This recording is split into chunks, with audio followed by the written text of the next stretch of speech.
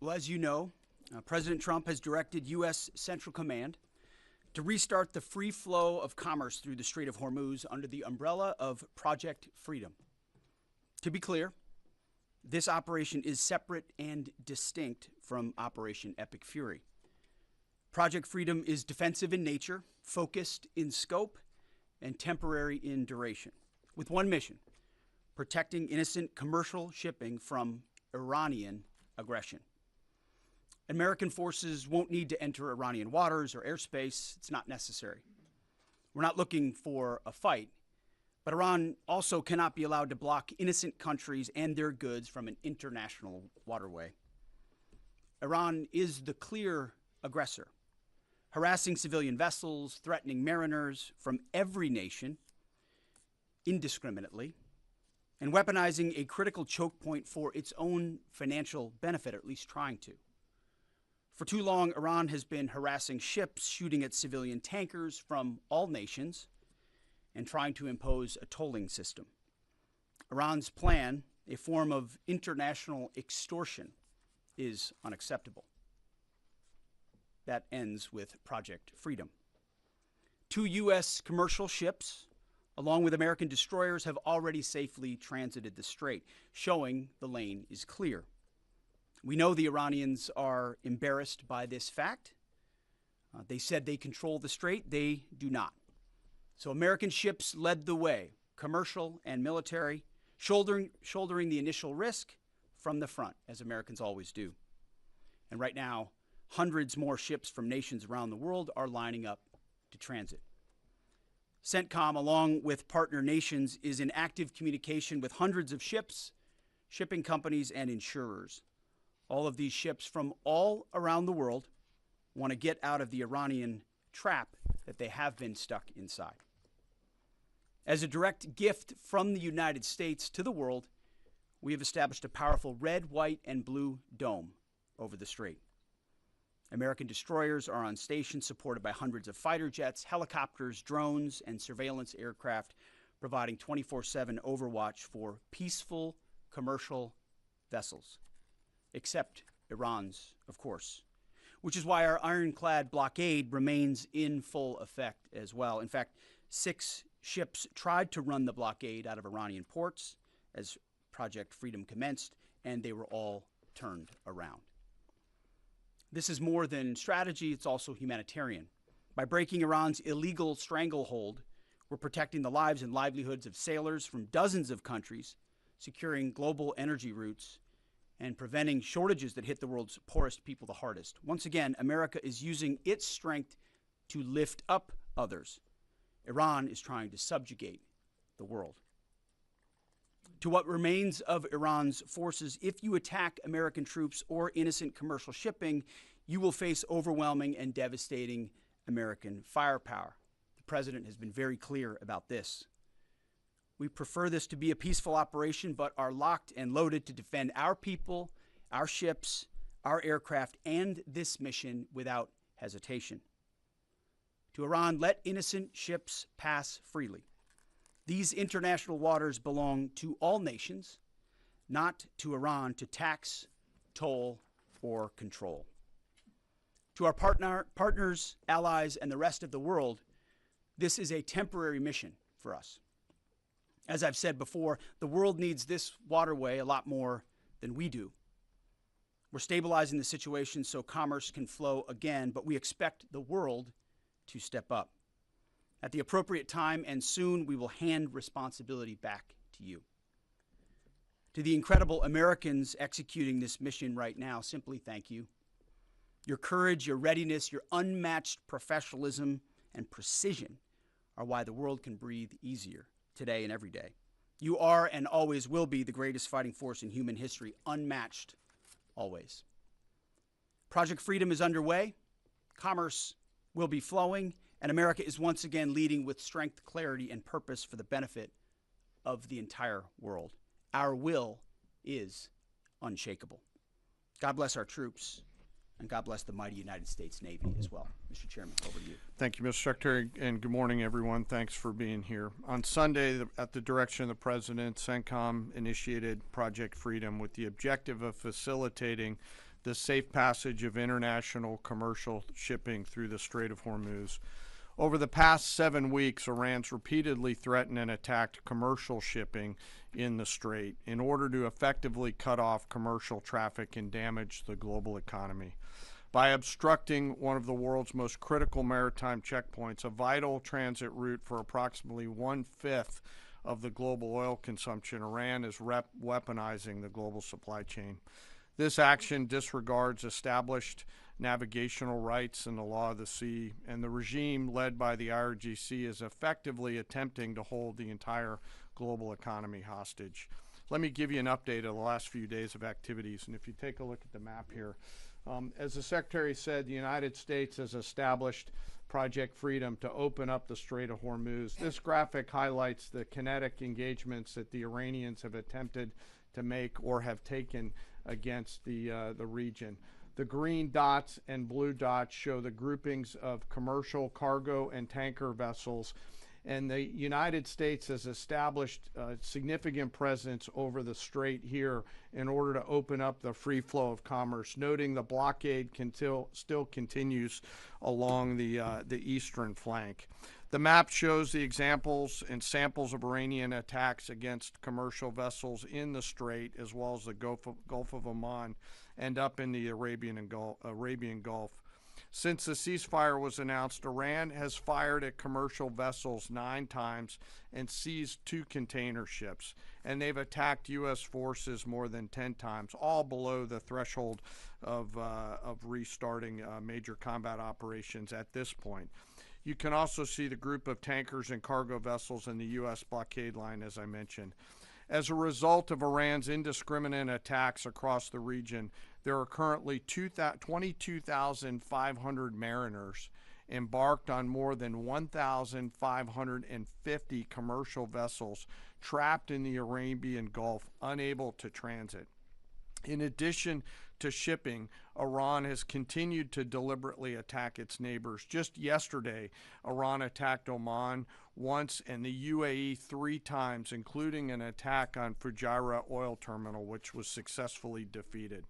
They also launched cruise missiles, drones, small boats at U.S. forces defending commercial shipping in the Straits, and United States Navy MH-60 helicopters and Army AH-64 Apache helicopters successfully defeated those threats. Thus far, today is quieter.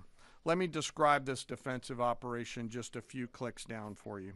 As the Secretary said, Project Freedom is designed to protect commercial shipping and help restore the flow of commerce through the strait and sustain freedom of navigation. CENTCOM has established an enhanced security area on the southern side of the strait that is now protected by U.S. land, naval, and air assets to help defeat further Iranian aggression against commercial shipping. I'd like to share a little bit more about U.S. capabilities, but for operational security purposes, I'm not going to get into specific details out there. On the surface, guided missile destroyers and other warships are detecting and defeating Iranian threats. This includes fast boats and one-way attack drones. In the air, more than 100 fighters, attack aircraft, and other manned and unmanned aircraft, synchronized by the 82nd Airborne Division, are in the air 24 hours a day, providing defensive overwatch for the enhanced security area and its approaches that I discussed. These forces are comprised of over 15,000 American service members and have established localized air and sea control to protect against Iranian threats. Commercial vessels that transit through the area will see, hear, and frankly feel U.S. combat power around them on the sea, in the skies, and on the radio. And as of this morning, as was mentioned prior, 2 U.S. flag merchant vessels have transited, and we anticipate more to transit over the coming days. Further up the Gulf, U.S. Naval Forces Central Command continues to work to identify and mitigate any threats. Beyond Project Freedom, CENTCOM and the rest of the Joint Force remain ready to resume major combat operations against Iran if ordered to do so. No adversary should mistake our current restraint with a lack of resolve. And the President has said, as the Secretary has, that now is the time for those with equity stake in the strait to come assist. Before I turn it back to the Secretary, I want to take a moment to highlight part of our joint force today. And today I want to talk about the paratroopers of the United States Army 82nd Airborne Division.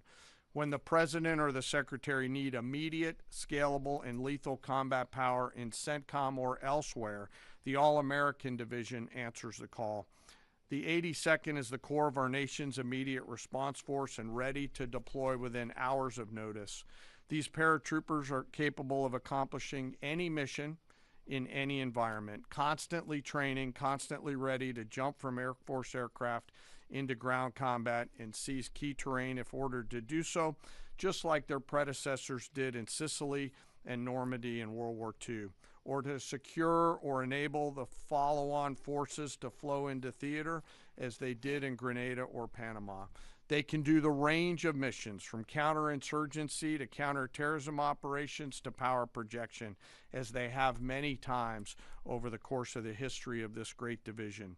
They can do all these things because they're incredibly well-trained, well-equipped, and well-led, but also because of the indomitable spirit of the All-American paratrooper. Every single one of them volunteered for this role, volunteered to go to airborne training, and volunteered to serve. But this division is now more than just a formation that we use for forcible entries. For example, just today, they are out there coordinating, integrating, and synchronizing land, air, space, sea, and cyber forces using joint all-domain command and control.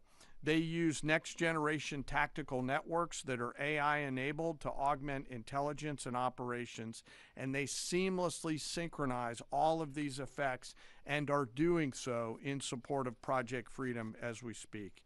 The relentless focus on technical innovation allows the commanders out there in the field to see, sense, and understand the opportunities that are in front of them, along with the associated risks, and make smart decisions out on the objective.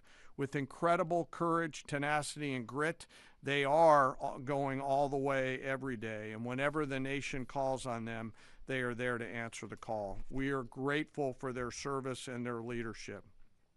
Lastly, before I close, as I often do, I want to remember some of our fallen. Today we remember Sergeant William Rivers, Specialist Brianna Moffett, and Specialist Kennedy Sanders of the 718th engineering company, U.S. Army Reserves, out of Fort Benning, Georgia. They were tragically killed on January 28, 2024, when attacked by an Iranian-backed proxy force at Tower 22 in Jordan. We continue to carry on their memories. We remember their names. We remember their families. And the Secretary and I are deeply grateful for all of our deployed forces who are out there doing our nation's work. And sir, with that, I'll kick it back over to you. Very good. We'll take a few questions. Go ahead. Thank you. Alexandra Ingersoll, One America News. Do you assess, Mr. Secretary, do you assess what's left of this small boat fleet to be a significant threat or a nuisance to be managed? And then secondly, what is your message to critics who say that the U.S. doesn't have a strategy in this mission? Well, any threat needs to be taken seriously. And just like those 6 attack boats that the chairman mentioned were taken seriously and dealt with before there were any real threat to the American military vessels that they were approaching. And that is, small craft like that are all that Iran has left. Their ability to get close with a destroyer of the capabilities that we have is limited, but we're going to take it very seriously and kinetically, quickly. We're not going to allow a threat to gather. And I can tell you, even from just this morning, the strategy remains laser focused. In fact, what I think you see from Project Freedom is that we're not allowing ourselves to get distracted. This is a separate and distinct effort, temporary in nature, that we plan to hand over to the world. The world has expressed a desire to be a part of this, as is often the case, or maybe almost always the case. American leadership is required. So the president was willing to undertake this, send commercial ships through, send destroyers in, provide this red, white, and blue bubble of protection, and encourage the world to step up. Because ultimately, this waterway is, as I said, far more crucial to the rest of the world, and they need to have the ability to defend it. So I think this is a reflection of a laser-focused strategy, actually, right here. Morning, Mr. Secretary, Mr. Chairman. David Zia, Real America's Voice. I wanted to ask you, of any of the fast boats that have been either sunk or identified, are there any armaments larger than, say, small, AK-47 type stuff, or any anti-ship cruise missiles identified? And my second question is, if there's a divide between the IRGC and Tehran, is there a way to get Tehran to agree to let us go after the IRGC that is doing these attacks without violating the ceasefire? Well, right now, anything coming at our crafts, regardless of what's on it, has to be defended against, and that's the case. I don't know what the exact armaments were on those fast boats. Small arms, nothing significant on the fast boats. Rifles or small machine guns. There were some small coastal cruise missiles shot down as well. So there's some frothiness in the beginning aspects of this that were dealt with very directly by our destroyers, and we're communicating both overtly and quietly to the Iranians to allow this defensive operation to happen on behalf of the world. There are some actions the IRGC takes sometimes that are outside the bounds of what maybe Iranian negotiators would like. That's their job to rein that in and ultimately create a condition for a deal, right? That's not something I talked about in these remarks, but that's happening in real time. Iran has an ability to make that deal, but what we're demonstrating with Project Freedom is they don't control the strait. I mean, we know Iran is embarrassed by the fact that our blockade is holding, and we can run ships through, and we're going to help the world run ships through. And if they hold it at issue, the whole world knows who's doing it. It's not us. We're willing to open it up. It's Iran, and that creates a dilemma for them. We hope they make a deal. Yes. Thank you, sir. My first question is for General Caine. Mary Margaret with the Daily Wire. You said that the attacks by Iran so far are below the threshold of restarting major combat operations. What is that threshold? And then for Secretary Hegseth, are there still concerns about mines in the strait? And can you kind of clarify these reports of kamikaze dolphins that we've heard about? I haven't heard the kamikaze dolphin thing. It's like sharks with laser beams, right? The threshold of restarting is a political decision above my pay grade. What I'll say is it's low harassing fire right now. It feels like Iran is grasping at straws to try to do something across the southern flank. To your question, David, their command and control structure remains very fractured, and I think they're struggling to maintain control down echelon at the edge, but it's still pretty low-level kinetics at this point in time. And I can't confirm or deny whether we have kamikaze dolphins, but I can confirm they don't. Ultimately, any follow-on effort, if there are mines identified, would be something that some of our units could undertake or the world could undertake. But right now we know we have a lane of safe passage that commercial shipping can flow through. Thank you, Secretary Hegseth. Last 24 hours or so, Iran's fired at us, we fired at Iran. Just going to ask you more directly, is the ceasefire over? No, the ceasefire is not over. Ultimately, this is a separate and distinct project, and we expected there would be some churn at the beginning, which happened. And we said we would defend and defend aggressively, and we absolutely have. Iran knows that, and ultimately, the president's going to make a decision whether anything were to escalate into a violation of a ceasefire. But certainly, we would urge Iran to be prudent in the actions that they take to keep that underneath this threshold. This is about the straits. This is about freedom of navigation. This is about international waterways. This is about free flow of commerce, all the things that happened before, and only Iran is contesting.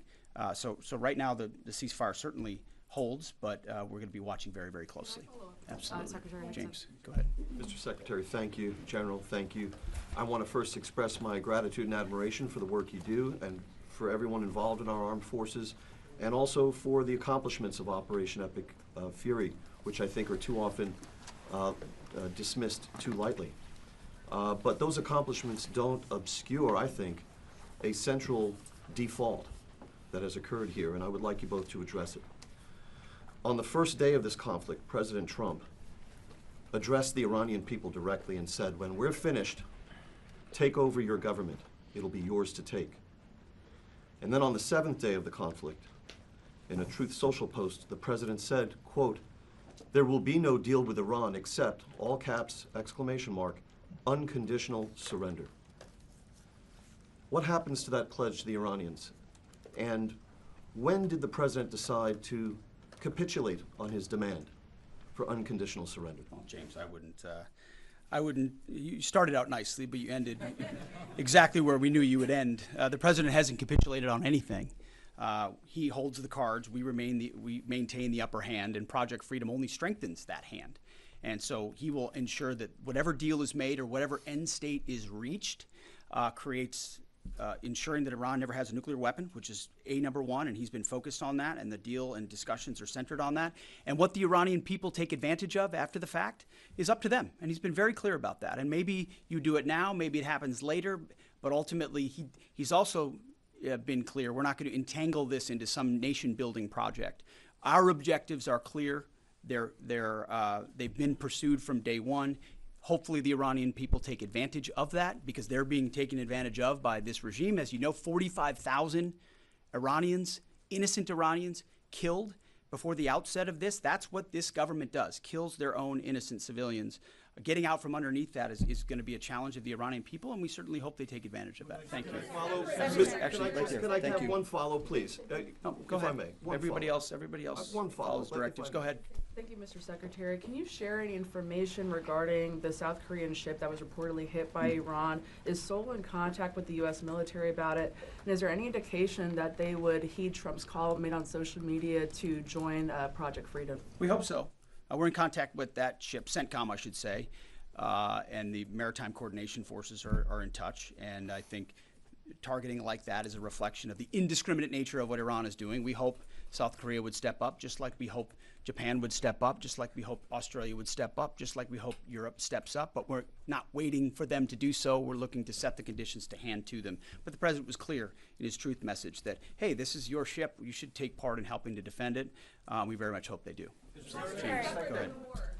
Mr. Secretary, in terms of new U.S. intelligence reports suggest that the timeline for the war in Iran to get a nuclear weapon has not changed since last summer, still at 9 to 12 months. Is that intelligence wrong? How can this be after so much bombing? And for General Caine, going on back onto what you're talking about, the Strait of Hormuz, the president recently said that the blockade is even more effective than bombing. So why didn't we start the campaign with the blockade? And initially, how many planned ships do you plan to escort or take through commercial ships to the Strait of Hormuz today or in the coming days? Well, we don't discuss the specifics about intel, and anybody that does shouldn't be, and I can't confirm or deny whether that is indeed correct. Speculation, as far as I'm concerned, coming from you. But ultimately, what Operation Midnight Hammer did in the obliteration of those facilities was set back their program.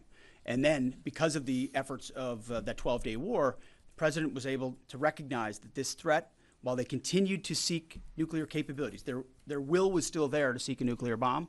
Ultimately, they were creating a conventional umbrella of so many missiles and so many capabilities that no one would want to challenge them. Think of the North Korea. This is the North Korea strategy. We have so many conventional capabilities, you won't do something about it, and underneath that, we're going to develop more nuclear capabilities. So the will was still there. President Trump had the courage to say we have to dismantle and take on those conventional capabilities while the nuclear facilities are watched 24/7 and overwatched, and we will ensure one way or another, hopefully Iran chooses a deal, that they give up those ambitions, give up those capabilities, and we're able to confirm that every step of the way. So that has been, President Trump's been focused on it. He's set them back like no other president. He ripped up the terrible deal that would have given them a bomb. He took care of it in Midnight Hammer. We're watching it right now, and ultimately feel good about the fact that the end state will ensure that Iran never has a nuclear weapon. Go ahead. Sir, I'll let CENTCOM talk to the number of ships they're going to take through because they're the nearest ones to talking to the commercial shippers, and I don't want to get out in front of them. On the order and sequence around the military objectives, that's a decision the President and the Secretary go get us at, and at the time we were focused on the primary objectives that were in front of us. Thank you. Ryan Morgan with the Epic Times. On Friday, President Trump notified Congress that the hostilities that began on February 28 had terminated. That came on the deadline of the 60-day war powers deadline. Will this administration be seeking congressional approval for any further military operations if the ceasefire breaks down? Our view is the one you described, that ultimately with the ceasefire, the clock stops. If it were to restart, that would be the president's decision. That option is always there, and Iran knows that, and that's why, their choices in Project Freedom are important. The president retains the opportunity and the capabilities, more capabilities than we had at the start of this, to restart major combat operations if necessary. If Iran is not willing to follow through on its side of the bargain or make a deal, then the War Department is postured, locked, loaded, and ready to go. We hope it doesn't have to go in that direction. But Admiral Cooper and our forces are in a three-point stance and ready to go. Yeah, last question. Thank you. Liam Cosgrove with Zero Hedge. In recent weeks, both Israeli Prime Minister Benjamin Netanyahu and Israel's head of Mossad have stated their intent not to cease combat with the Iranians. Netanyahu put this on Twitter. Israel's head of Mossad said Israel's goals are not finished until the Iranian government collapses. And so they're referring to the government that President Trump has brokered a ceasefire with and is working on a lasting peace in the region with. And so that's something many Americans, especially American farmers, are hoping he does get to a lasting peace. And so if President Trump is successful in that and the Israelis are explicitly stating their intent to continue fighting at a later date, how can you ensure America doesn't get roped back into a war if that comes? And secondly, with Netanyahu comfortable tweeting something like that out, and also Netanyahu has continued bombing Lebanon despite President Trump explicitly telling him not to. I would say your question is based on the false premise that somehow President Trump is being pulled in by Prime Minister Netanyahu to any of these actions. And that's where you're going. Just to be clear, President Trump has led at every step of this based on his view of American interest and America first. And we're grateful that Israelis have been very capable partners at many steps of this. And they may have some objectives at times that are slightly different than ours. But there's only one hand on the wheel ultimately directing this, whether it's Project Freedom or previously Operation Epic Fury,